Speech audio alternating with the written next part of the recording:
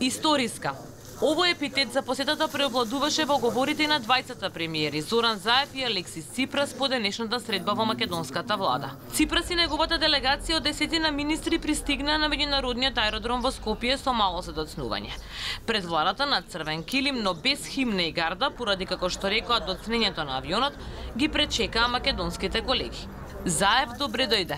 Прво на грчки премиер во официјална посета на Северна Македонија, му посака и со така наречените селфи фотографии.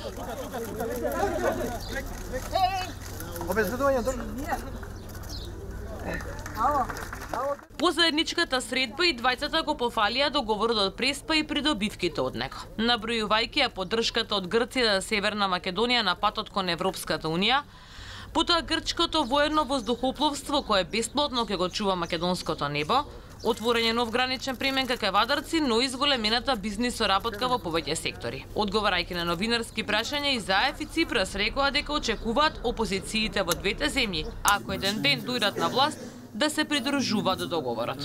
Немаме некои докази да постојат околу нас во било која земја дека договори некој поништува. Посебно не договори кои што носат придобивки за двете земји и за двата народи. Договорот е во полнек и почнува со својата имплементација.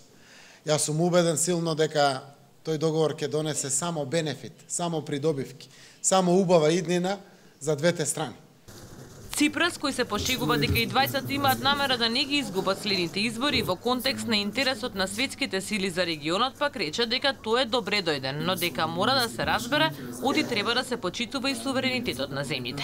Παρά το ότι είμαστε μέλος του ΝΑΤΟ, έχουμε μια παραδοσιακή σχέση φιλίας και συνεργασίας με τη Ρωσία, η οποία πριν από λίγες μέρες αναγνώρισε την Βόρεια Μακεδονία με το νέο όνομά της, με τη νέα συνταγματική της ονομασία.